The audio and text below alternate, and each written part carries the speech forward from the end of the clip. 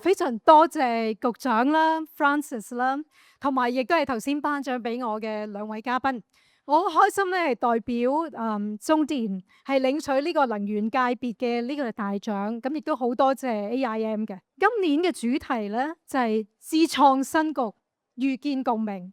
其實大家喺台下好多都係一啲品牌嘅守護者。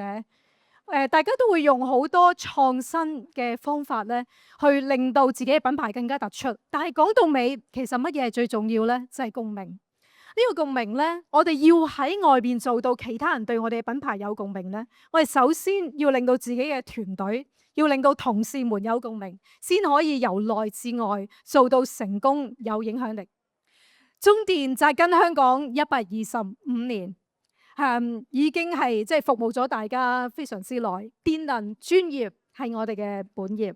咁對於社會對我哋嘅共鳴嚟講，最重要呢係平靚正嘅電力服務，支持香港高質量嘅發展。所以我哋不但用一啲即係智能嘅方法，去令我哋嘅提供嘅安全穩定嘅電力呢係更加精益求精。我哋亦都有中電社會節能基金，係去幫助社會節能減碳、提振經濟，亦都幫助我哋嘅弱勢社群。